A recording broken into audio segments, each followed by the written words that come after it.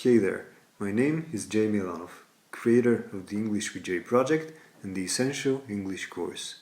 And you're listening to episode 11 of my weekly Essential English podcast. This week, I'm not going to talk about something I read online or watched on YouTube. Instead, I will tell you what I've been thinking about those last few months. And I can put it in just one word: music. Music is my biggest passion.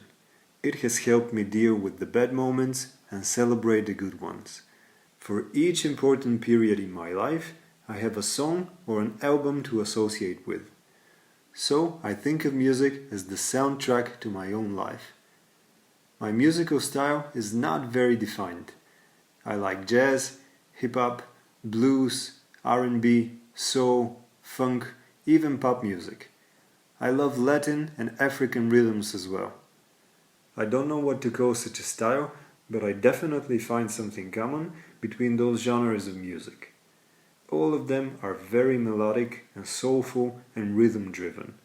They make you dance and feel something. I think this is what music is supposed to do. In fact, that's the purpose of art in general, to move you and to make you feel stuff. Many people think of art as something useless or additional in life. But to me, art is almost as essential as having a roof over your head.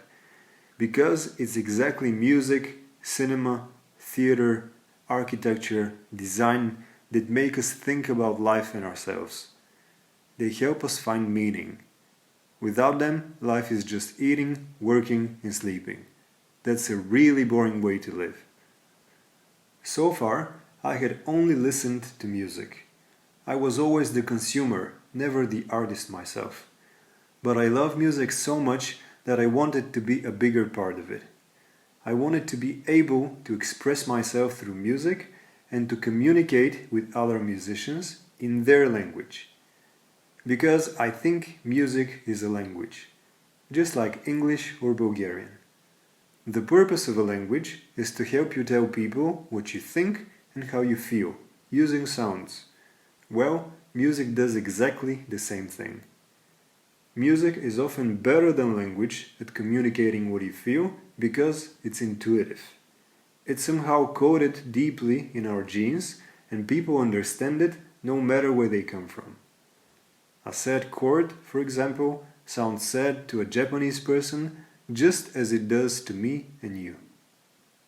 But what I find especially fascinating about music is how it can tell a story without using a single word. As a writer, my job is to tell stories. But I always need words, and words can mean different things to different people depending on their beliefs. What's more, human emotions are very complex. You can feel scared, shy, and excited at the same time, and there is no single word that describes that feeling. But there are sounds and chords that can say it.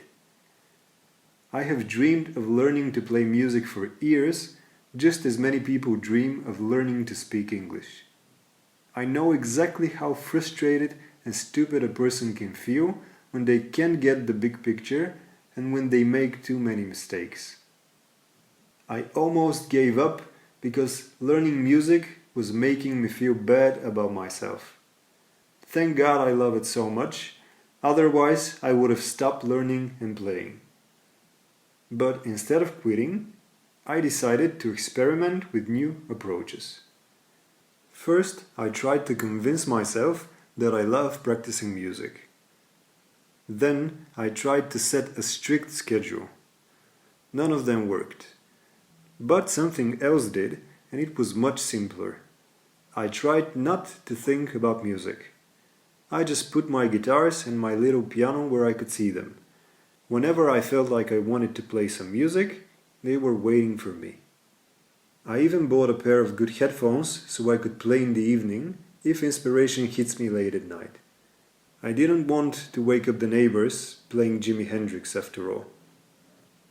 Not thinking about learning has transformed my playing. When I don't think about music as an obligation, I play much more often. As a result, I started getting better. And you know what? You can do the same thing with English. Don't think about it, just watch an episode of Friends or read a nice article and be curious about it. As my guitar teacher says, the less you think, the less you stink. But enough for today. I hope you enjoyed episode 11 of the Essential English Podcast. Take care, listen to good music, and until next Monday. Jay.